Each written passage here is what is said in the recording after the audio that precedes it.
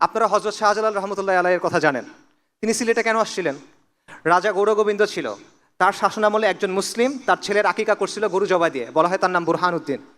এটা যখন রাজা শুনছে, ওই ছেলেকে মেরে ফেলছে এবং মুসলিমদের উপর অত্যাচার করা শুরু করছে। এই খবর শুনে সুলতান ফিরোজ শাহ বাহিনী পাঠাচ্ছেন যে একে পরাজিত করার জন্য, কিন্তু পরাজিত হচ্ছে না। তখন হযরত শাহজালাল, হযরত শাহপরান এবং তার সাথে আরও ৩০০ জনের বেশি তারা আসছেন এবং আল্লাহর ইচ্ছায় পরাজিত করছেন। কাজেই আপনি দেখেন যে এরকম আরও অনেক দায়ীগণ বাংলায় আসছেন, দাওয়াতি কাজ করছেন, তারা সাধারণ মানুষের পাশে দাঁড়াইছেন, তারা নানাভাবে নানা বাধার মোকাবেলা করছেন। এবং বাংলায় মুসলিম শাসন প্রতিষ্ঠার অনেক আগেই এইখানে ইসলামের জন্য লড়াই শুরু হয়ে গেছিল, যার প্রমাণ আমি আপনাদের কয়েকটা ঘটনা মাত্র বললাম। যুগে যুগে আউলিয়াগণ, দায়ীগণ, মুজাহিদগণ, মুজাদ্দিদগণ এই লড়াইটা চালায় গেছেন। এটা আমাদের আজাদির আন্দোলনের ধারাবাহিকতা। এবং এই যে তাদের মেহনত, এই যে তাদের কুরবানি, এটার ফলে কি হলো? 1203 সালে ইখতিয়ার উদ্দিন মোহাম্মদ বিন বখতিয়ার খিলজি রাহিমাহুল্লাহ তিনি বাংলা দখল করলেন। তার দখল করাটা এটা হঠাৎ ঘটে যাওয়ার ঘটনা না ভাই, এটা হলো এই যে দীর্ঘ মেহনত, এই যে দীর্ঘ কষ্ট, এই যে দীর্ঘ কুরবানি, এটার ফলে এই অঞ্চলটা উর্বর হয়েছিল ইসলামের জন্য। এবং এটা যখন উর্বর হয়েছে, তখন বাইরে থেকে যখন সাহায্য আসছে, আলহামদুলিল্লাহ এখানে মুসলিমরা কর্তৃত্ব অর্জন করছে। এবং এর 100 বছরের মধ্যে সমগ্র বাংলা মুসলিম শাসনের অধীনে চলে আসছে। এবং বাংলায় 550 বছর মুসলিমদের শাসন ছিল। সুলতানি আমল ছিল, তারপর শেরশাহর কিছু শাসন ছিল, 12 ভূঁইয়ার শাসন ছিল, মুঘল আমলে সুবা বাংলা ছিল, তারপর বাংলার নবাবদের শাসন ছিল। এবং এই সময়টা ছিল এই ভূখণ্ডের সবচেয়ে সমৃদ্ধ সময়। এই সময়টা ছিল যখন বাংলা ছিল পুরো পৃথিবীর একটা কসমোপলিটন হাব। এখন যেমন মানুষ ইউরোপে যায়, এখন যেমন মানুষ ব্যবসার জন্য আমেরিকাতে যায়, তখন মানুষ এখানে আসতো। ইবনে বতুতার বিখ্যাত লেখা আছে রেহলা, সেখানে উনি এই বাংলার ব্যাপারে আলোচনা করছেন। উনি বলতেছেন যে এইটার মতো জায়গায় আমি আর দেখি নাই। এখানে যে যত ডাইভার্স, এত বিভিন্ন পণ্য পাওয়া যায়, এটা আমি আর কোথাও দেখি নাই। এত কমে কোথাও পাওয়া যায়, এটা আমি দেখি নাই। একজন ফ্রেঞ্চ পর্যটক আছে, সে বলছে বাংলা হলো প্রাচুর্যের জায়গা, প্রাচুর্যের জমি। এখান থেকে যে পরিমাণ জিনিস রপ্তানি হয়, আর কোনো জায়গা থেকে আমি দেখিনি এত জায়গার জিনিস রপ্তানি হতে। এটা ছিল এই বাংলা। ব্রিটিশরা যখন ভারতবর্ষে ঢুকলো, আক্রমণ করলো, মোগল আমলে পুরো বিশ্বের জিডিপির 25% ছিল হিন্দুস্তানের, এবং হিন্দুস্তানের সবচেয়ে সমৃদ্ধ জায়গা ছিল বাংলা। এটা ছিল মুসলিম শাসনের অবস্থা। কিন্তু এরপর কি হলো? এরপর হলো আমাদের লাঞ্ছনার অধ্যায়, যেটা শুরু হলো, যেটা এখনো চলতেছে। 1757 সালে আপনারা জানেন পলাশির যে যুদ্ধ হলো, সেই যুদ্ধে নবাব সিরাজউদ্দৌলা পরাজিত হলো। পরাজয়ের পিছনে অনেক কারণ ছিল। মীর জাফর, জগৎ শেঠ, তাদের গাদ্দারির একটা ভূমিকা ছিল। পাশাপাশি এই শাসক শ্রেণীর নিজেদের ভেতরকার অবক্ষয়, এটারও একটা ভূমিকা ছিল। এবং এর মাধ্যমে আমাদের উপরে ফিরিঙ্গি কাফেরদের যে শাসন, এটা চেপে বসলো এবং আমাদের লাঞ্ছনার একটা অধ্যায় শুরু হলো, যেটা আজ 300 বছর হইতে চলতেছে, প্রায় 250 বছর হয়ে গেছে। এটা এখনও চলমান। এবং এই শাসনটা আমাদেরকে ভেঙে চুরে দিল। হিন্দুস্তানে মুসলিমদেরকে আর কেউ পরাজিত করতে পারে নাই। এটা ইতিহাস ঘুরে দেখবেন, একবার মুসলিমরা এখানে কর্তৃত্ব অর্জন করার পর পৌত্তলিক শক্তি আমাদেরকে পরাজিত করতে পারে নাই। মাঝে মধ্যে কিছু কাজকর্ম করছে, বাট তাদেরকে মোকাবেলা করা গেছে। কিন্তু আমাদের পরাজিত করছে ফিরিঙ্গি কাফেররা। এবং তারা আমাদের পুরো সমাজ, আমাদের রাজনীতি, আমাদের অর্থনীতি, আমাদের শিক্ষা ব্যবস্থা সব ধ্বংস করে দিয়েছে। কিভাবে ধ্বংস করছে? আমি ছোট ছোট কিছু এক্সাম্পল দিই। আমাদের গ্রামগুলো স্বনির্ভর ছিল, আমাদের গ্রামের সমাজগুলো স্বনির্ভর ছিল, তারা এটা পুরোপুরি ভেঙে দিল। তারা কি করলো? ইচ্ছামতো ট্যাক্স ছাপাই দিল। এবং আগে গ্রামগুলো এক হয়ে ট্যাক্স দিত, মানে পুরো গ্রাম একসাথে ট্যাক্স আদায় করতো। এখন তারা ঘরে ঘরে আলাদা করে ট্যাক্স নেওয়া শুরু করলো। এবং আগে পণ্য দিয়ে ট্যাক্স আদায় করা যেত, কৃষক তার ধান দিয়ে ট্যাক্স আদায় করবে। এখন হলো যে না, মুদ্রা দিয়ে ট্যাক্স আদায় করতে হবে। এইভাবে গ্রামের যে স্বনির্ভর অর্থনীতি ছিল, সেটা ভেঙে গেল। তারা আমাদের কাছ থেকে ট্যাক্স নিত, সেই ট্যাক্সের টাকা দিয়ে আমাদের বানানো জিনিস কিনতো কম দামে। যেমন মসলিন, আপনারা জানেন ঢাকাইয়া মসলিনের বিখ্যাত জিনিস পুরো পৃথিবীতে খ্যাতি ছিল। নামমাত্র মূল্যে তারা এটা কিনে নিত, তারপর তারা এটা ব্রিটেনে পাঠাইতো, সেখানে তারা মুনাফা করত। টাকা আমাদের, শ্রম আমাদের, পণ্য আমাদের, মুনাফা ওদের। এটা হলো কোম্পানির শাসনের বাস্তবতা, ইস্ট ইন্ডিয়া কোম্পানির শাসনের বাস্তবতা। এবং এটাকে অনেক ঐতিহাসিক বলছে এটা হলো ডাকাতির শাসন। যেমন মার্কস বলছে এটা হলো নেইকেড প্লান্ডার, মানে নগ্ন লুটপাট। এবং আমেরিকান একজন ঐতিহাসিক আছেন রেজিনাল্ড রেইনল্ডস, সে বলতেছে এটা হলো robbery in the name of commerce, বাণিজ্যের নামে ডাকাতি। এই কাজটা তারা এখানে করছে। এবং এটার ফলে কি হয়েছে, যেই জায়গাটা ছিল হিন্দুস্তানের সবচেয়ে সমৃদ্ধ জায়গা, যেখানে 550 বছর মানুষ দারিদ্র কি চিনত না, সেখানে একের পর এক দুর্ভিক্ষ হওয়া শুরু করলো। যার মধ্যে বিখ্যাত একটা দুর্ভিক্ষ হলো 76-এর মনন্তর, ইংরেজি 1770 সালে এটা ঘটে। 76-এর মনন্তর, বাংলা হিসেবে বাংলা মাসে 1176। এবং এটা পুরোপুরি মানব সৃষ্ট একটা দুর্ভিক্ষ ছিল। কোম্পানি ফসল হওয়া মাত্র জোর করে নিয়ে গেছে, রপ্তানি করে দিছে, তারপর চড়া মূল্য দিয়ে দিছে। সাধারণ মানুষ কিনতে পারতেছে না। কেন পারতেছে না? ওই যে লুটপাট করছে আগে, কিনতে পারতেছে না। এর ফলে কি হলো, মানুষ মারা গেল। কত মানুষ মারা গেল? জনসংখ্যার 1/3, 1.5 কোটি মানুষ মারা গেল। ওই সময়কার ইংরেজদের গভর্নর জেনারেল ওয়ারেন হেস্টিংস বলতেছে প্রতি 16 জনে 6 জন মানুষ মারা গেছে। জনসংখ্যার 1/3 মানুষ মারা গেছে। ইংরেজদের যারা হিস্টোরিয়ান তারা বলতেছে বাবা মা খাবার জন্য সন্তান সন্ততিদের বিক্রি করে দিছে, তাও খেতে পারতেছে না। এবং তারা বলতেছে মানুষ মৃতদেহের শরীর থেকে মাংস নিয়ে খাইছে। এটা হলো কোম্পানির শাসনের বাস্তবতা এটা। এবং এই সময়ে তারা মজমাস্তি করতেছে। ওয়ারেন হেস্টিংস লিখছে এখানে অনেক দুর্ভিক্ষ হচ্ছে, জনসংখ্যার 1/3 মারা গেছে, 1.5 কোটি মানুষ মারা গেছে, মানুষ লিটারেলি মানুষের মাংস খাচ্ছে, কিন্তু আমরা যথেষ্ট রাজস্ব তুলতে পারছি। 3 বছর আগে যে রাজস্ব তুলছি, এবছর এর চেয়ে ভালো রাজস্ব তুলছি, এটা তারা বলতেছে। আমাদের শিক্ষা ব্যবস্থা তারা ধ্বংস করে দিয়েছে। উইলিয়াম অ্যাডামস নামে এক ইংরেজ ঐতিহাসিক আছে, সে বলছে ইংরেজরা এখানে আসার আগে বাংলাদেশে হিন্দুস্তানে না, বাংলাদেশে 80,000 শিক্ষা প্রতিষ্ঠান ছিল। প্রতি 400 জনের জন্য একটা মাদ্রাসা ছিল। এবং এগুলো সব চলতো ওয়াকফের মাধ্যমে, সরকারের না, ওয়াকফের মাধ্যমে চলতো। কমিউনিটি এগুলোকে চালাতো। ইংরেজরা কি করলো, তারা সমস্ত ওয়াকফ বাজেয়াপ্ত করলো, নিষ্কর ভূমি বাজেয়াপ্ত করলো। তার ফলে আমাদের পুরো যে সামাজিক কাঠামোটা ছিল, আমাদের শিক্ষা প্রতিষ্ঠানগুলো ছিল, এই সব কিছু ভেঙে গেল। মুসলিম যেই মধ্যবিত্ত শ্রেণী, এটা নাই হয়ে গেল, রাতারাতি এটা নাই হয়ে গেল। এবং আপনি শিক্ষা অর্জন করতে পারতেছেন না। তারপর তারা কি করলো, তারা রাষ্ট্রীয় কাজে ফার্সি ভাষা ব্যবহার হয়ে আসছে শত শত বছর ধরে, তারা হুট করে সেটা চেঞ্জ করে ইংরেজি করে দিল। মুসলিম তো ইংরেজি পারে না, সে ফার্সি পারে, তো কাজে সে যেতে পারতেছে না, সিস্টেম্যাটিক্যালি এক্সক্লুডেড। এবং তারা নতুন একটা জমিদার শ্রেণী তৈরি করলো, চিরস্থায়ী বন্দোবস্ত সূর্যাস্ত আইন, এটা আপনারা অনেকে নিশ্চয়ই পড়ছেন। এটার মাধ্যমে মুসলিম যেই অভিজাত শ্রেণী ছিল এটাকে মুছে দেওয়া হলো, এবং সেটার জায়গায় নতুন একটা জমিদার শ্রেণী তৈরি করা হলো। এই নতুন জমিদার শ্রেণী কারা? এরা হলো যাদের নাম হলো দেব, যাদের নাম হলো মিত্র, যাদের নাম হলো বসাক, যাদের নাম হলো শীল। এরা হলো সেই নতুন জমিদার শ্রেণী। কালকে পর্যন্ত যারা মুসলিমদের অধীনে ছোট ছোট চাকরি করত, এরা এখন মুসলিমদের উপর জমিদার হয়ে গেল। এবং এরা কোম্পানি জুনিয়র পার্টনার হিসেবে, ইংরেজদের জুনিয়র পার্টনার হিসেবে আমাদের উপরে শোষণ চালাতে লাগলো। তো এই হলো একটা ছোট্ট সামারি যে ফিরিঙ্গি কাফেরদের শাসনের ফলে আমাদের এখানে কি অবস্থা হয়েছে। 1757 সালে রাজনৈতিক পরাজয়, সামরিক পরাজয়, তারপর চিরস্থায়ী বন্দোবস্ত 1793-এ, সূর্যাস্ত আইন, এটার মাধ্যমে মুসলিম অভিজাত শ্রেণী ধ্বংস হয়ে গেল, শিক্ষা ব্যবস্থা ধ্বংস হয়ে গেল, ওয়াকফ, নিষ্কর ভূমি সব তারা নষ্ট করে দিল, আমাদের পুরো সমাজকাঠামো ধ্বংস হয়ে গেল।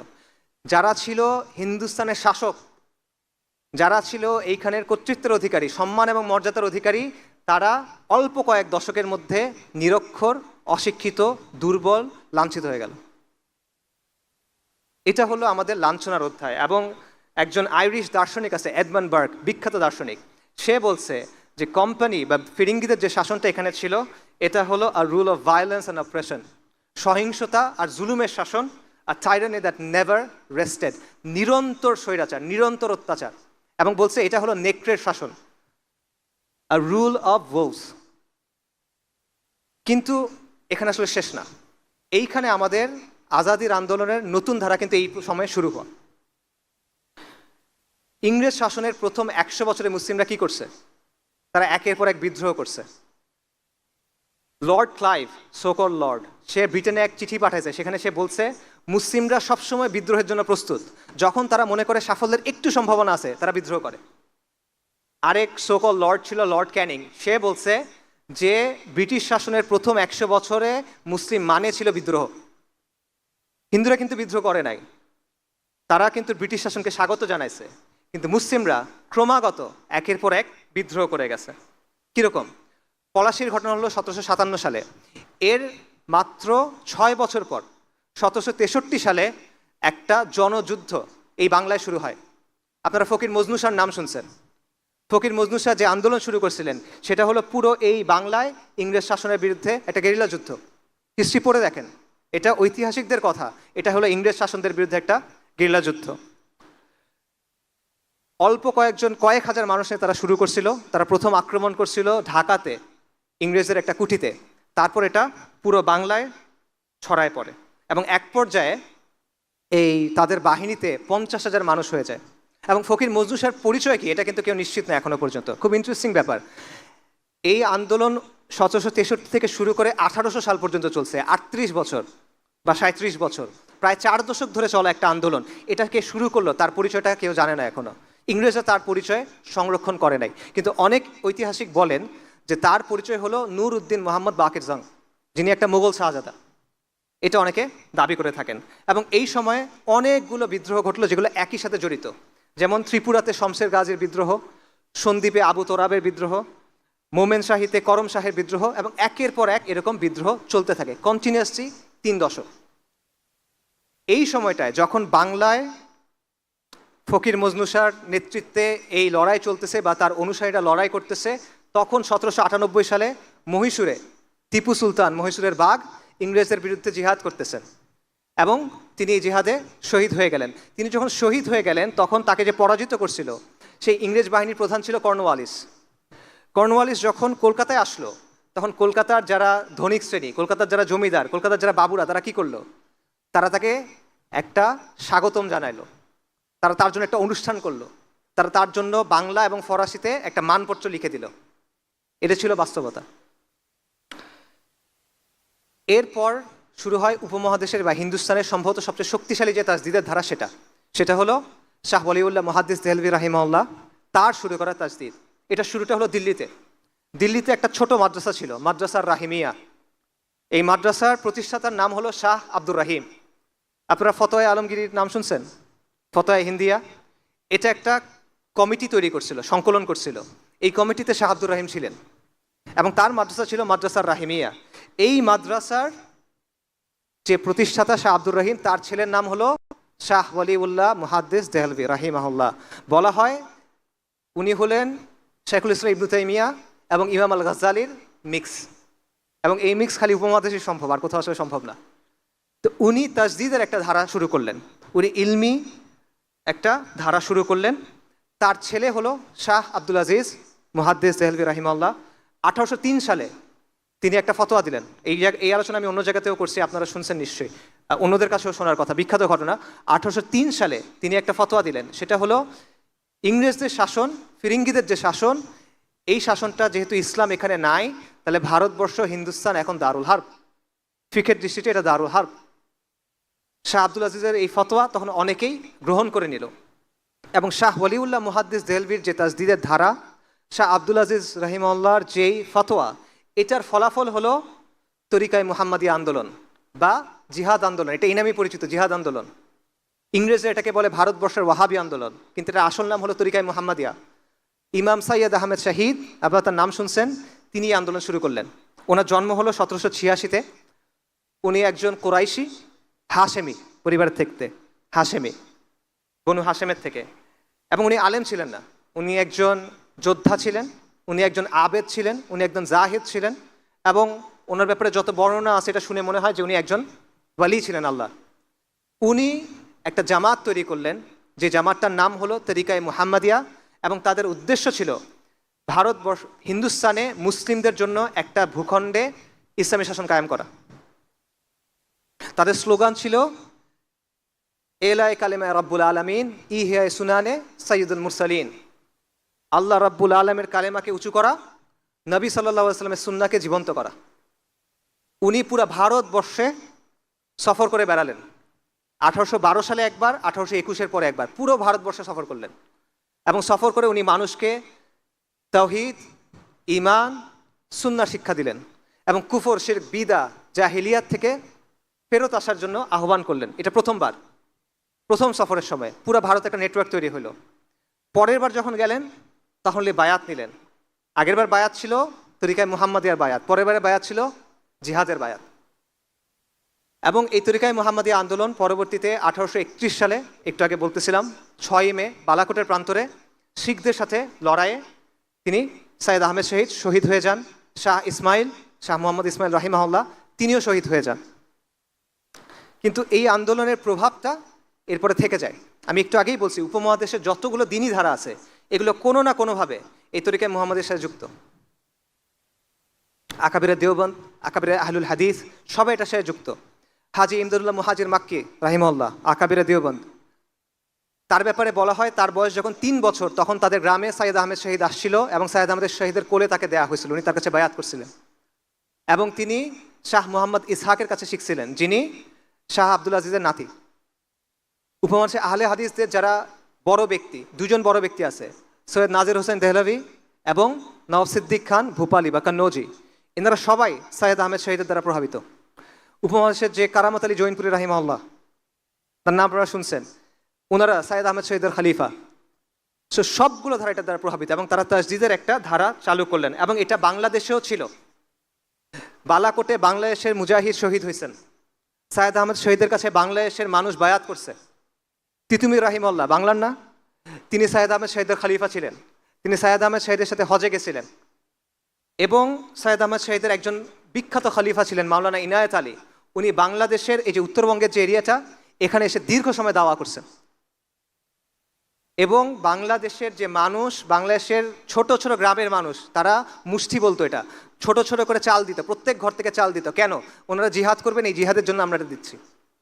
বাংলাদেশের মা বোনেরা তারা তাদের অলংকার দিত, কেন? মুজাহিদদের জন্য এটা দাও। এবং বাংলাদেশের ঘরের গরু বাছুর বিক্রি করে তারা মুজাহিদদের জন্য এটা দিত। ডেইলি স্টারের যে সম্পাদক আছে মাহফুজ আনাম সাহেব, তার বাবা আবুল মনসুর আহমেদ, তার একটা বই আছে আমার দেখা রাজনীতির 50 বছর। ওই বইয়ের প্রথম চ্যাপ্টারে দেখবেন ওনারা সৈয়দ আহমেদ শহীদের জামা, তাদের যে জামা, এই জামার কিছু গান ছিল, নাশিদ ছিল, সেই একটা নাশিদ ওই বইয়ের একদম শুরুতে উনি লিখছেন, কারণ ওনাদের গ্রামে এটা প্রভাব ছিল তখনও। এটা হলো সৈয়দ আহমেদ শহীদের আন্দোলনের প্রভাব। তার জামাতে বিখ্যাত বাঙালি কয়েকজন সদস্যের নাম আমি বলি। একজন হলো মাওলানা ইমাম উদ্দিন আল বাঙ্গালি, নোয়াখালীর বিখ্যাত মানুষ, ওয়ারেস আলী বাঙ্গালি, নূর মোহাম্মদ নিজামপুরি আল বাঙ্গালি, এনারা সবাই সৈয়দ আহমেদ শহীদের জামার মধ্যে ছিলেন। তিতুমিরের কথা আপনারা সবাই জানেন। তিতুমির রাহিমাহুল্লাহ বাংলায় এসে এই দাওয়াতটা শুরু করছিলেন। বাংলার তখন মুসলমানদের অবস্থা কি? মুসলমানরা তখন ধুতি পরে, মুসলমানদের নাম হিন্দুদের মতো, মুসলমানদের নামের শুরুতে শ্রী যোগ করে, পূজার জন্য মুসলমানদের কর দিতে হয়, মসজিদ বানাতে হলে হিন্দুদের গিয়ে কর দিতে হয়, এরকম একটা অবস্থা। এবং মুসলমানরা হিন্দুদের অনুকরণ করতেছে সব কিছুর মধ্যে। এই অবস্থায় তিতুমির রাহিমাহুল্লাহ এসে কোরআন সুন্নাহর দাওয়াত দিলেন, কুফর শিরক বিদা ফাহিশার বিরুদ্ধে দাওয়াত দিলেন এবং তিনি মুসলিমদের বললেন যে তোমাদের নাম এরকম হইতে হবে, তোমরা ধুতি বন্ধ করে এই পরো, লুঙ্গি পরো। এই বিষয়গুলো তারা তখন করলেন এবং তার চারপাশে বিরাট একটা জামাত তৈরি হয়ে গেল। এবং যখন জামাত তৈরি হয়ে গেল তখন এই হিন্দু জমিদাররা তার বিরোধিতা করলো, তাদের বিরুদ্ধে অ্যাটাক করা শুরু করলো।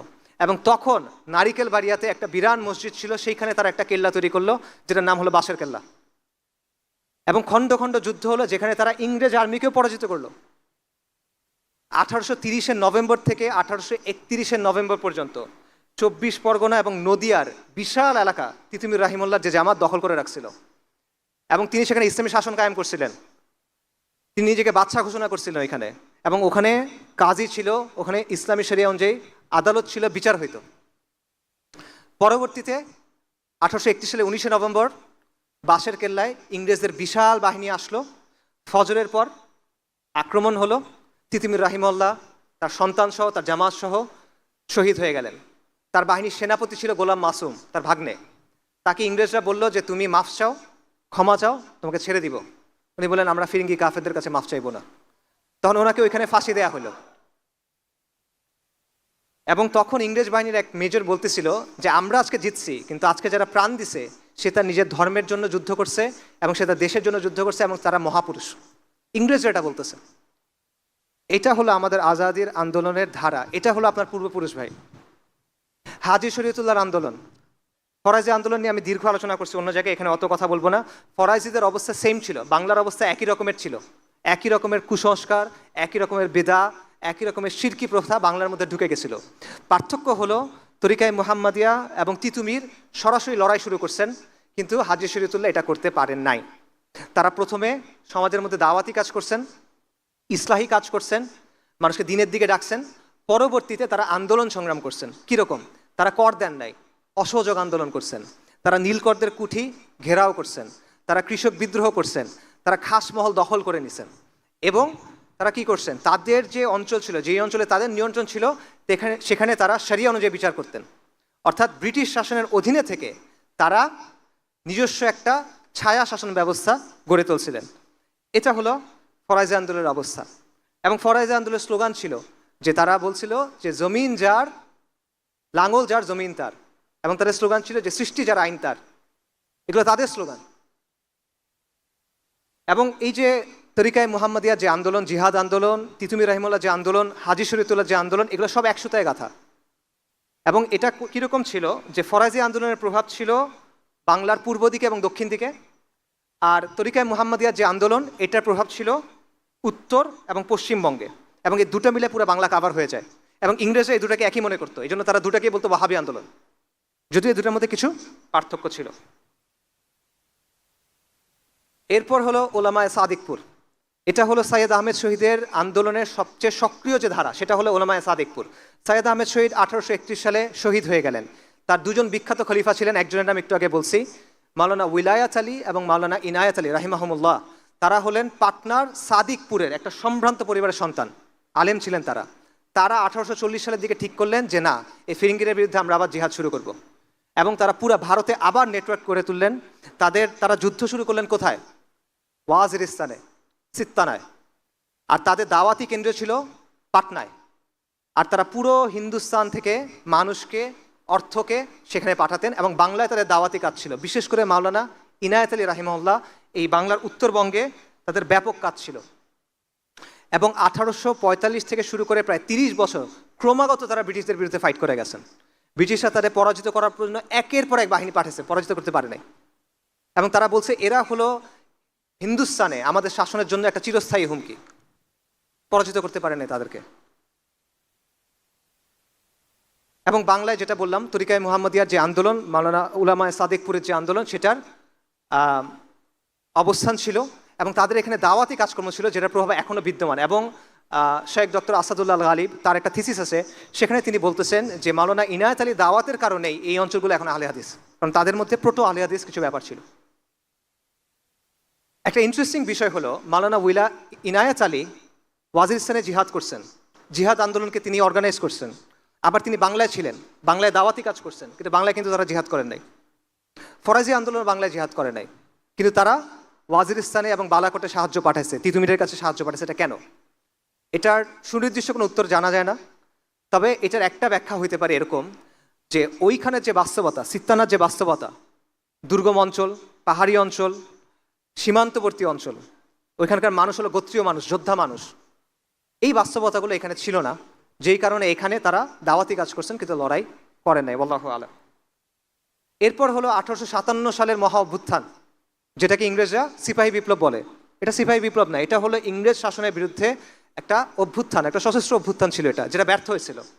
কিন্তু এই অভ্যুত্থানের পেছনে এটা একটা জাতীয় অভ্যুত্থান ছিল। এখানে হিন্দুরাও অংশগ্রহণ করছে, শিখরাও অংশগ্রহণ করছে, এটা সত্য।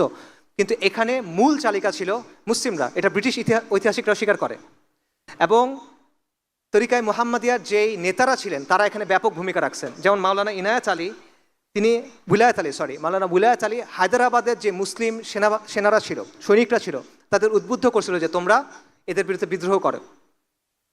এবং এভাবে অন্যান্য নেতারা পাঞ্জাব এবং মাদ্রাসায় এভাবে উদ্বুদ্ধ করছিল।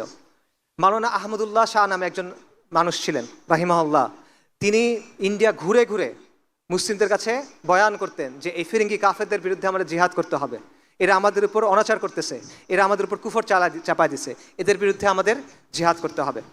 এবং এই কারণে তার মাথার উপরে 50,000 রৌপ্য মুদ্র পুরস্কার ঘোষণা করা হয়েছিল, যে মাওলানা আহমদুল্লাহর মাথা এনে দাও, তাকে 50,000 রূপা দেওয়া হবে, রৌপ্য মুদ্রা দেওয়া হবে। এবং শেষ পর্যন্ত তাকে শহীদ করে দেওয়া হয়। এবং এই কারণে 1857 যে অভ্যুত্থান, এটা যখন ব্যর্থ হলো, তখন সবচেয়ে বেশি শাস্তি দেওয়া হয়েছিল কাদের? ওলামায়ে কেরামদের। শুধুমাত্র দিল্লিতে 500 ওলামায়ে কেরামকে ফাঁসি দেওয়া হয়েছিল এবং হাজার হাজার ওলামায়ে কেরাম এবং ছাত্রদের, তলেবুল ইলমকে হত্যা করা হয়েছিল। শামেলির কথা আপনারা জানেন, 1857 সালের কথা। উত্তরপ্রদেশে একটা জায়গা আছে শামেলি, সেই জায়গাতে ব্রিটিশরা পালা যায়, মুসলিমরা রাস্তায় বের হয়ে আসে এবং 3-4 মাসের মতো এখানে মুসলিমদের শাসন ছিল। এই শাসনের সামগ্রিক নেতৃত্বে কে ছিল? হাজি ইমজাজুল্লাহ মুহাজির মাক্কি রাহিমাহুল্লাহ। এবং সেইখানে যোদ্ধাদের নেতৃত্বে কে ছিল?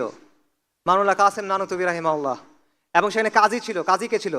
রশিদ আহমেদ গঙ্গোহী রাহিমাহুল্লাহ। এই নামগুলো পরিচিত লাগে? এরা কারা? আকাবিরা দেওবন্দেরা। এর পরবর্তীতে ওনারা গিয়ে 1866 সালে দেওবন্দ আন্দোলন শুরু করেন, দেওবন্দ মাদ্রাসা দারুল উলুম দেওবন্দ প্রতিষ্ঠা করেন। তারাও এই সময়ে ইসলামী শরিয়া কায়েম করার চেষ্টা করছিলেন। তো এই হলো আমাদের আজাদির আন্দোলনের ধারার একটা সংক্ষিপ্ত সামারি। সংক্ষিপ্ত বলছে, এটা আরও লম্বা আলোচনা করা সম্ভব। সাহাবা মসজিদ থেকে শুরু করে শাহ মখদুম, শাহজালাল থেকে শুরু করে শাহ ওলিউল্লাহ, মজনু শাহ থেকে শুরু করে তিতু মীর, হাজি শরীয়তুল্লাহ থেকে শুরু করে হাজি ইমদাদুল্লাহ, সাইয়দ আহমেদ শহীদ থেকে শুরু করে ইনায়েত আলী রাহিমাহুমুল্লাহ। এটা হলো আমাদের উত্তরাধিকার, এটা হলো আমাদের সিলসিলা, এটা হলো আমাদের আদর্শ, এটা হলো আমাদের পরিচয়। আপনারা এই সিলসিলার মানুষ। আমাদের কাছে ইসলামটা এসে পৌঁছাইছে, আজকে এসে আমরা এখানে আলোচনা করতেছি। অবশ্যই এটা আল্লাহ আজ্জা ওয়া জাল্লার ইচ্ছা, বাকি এই মহান মানুষদের কুরবানি, এই মহান মানুষদের ত্যাগ তিতিক্ষার কারণে।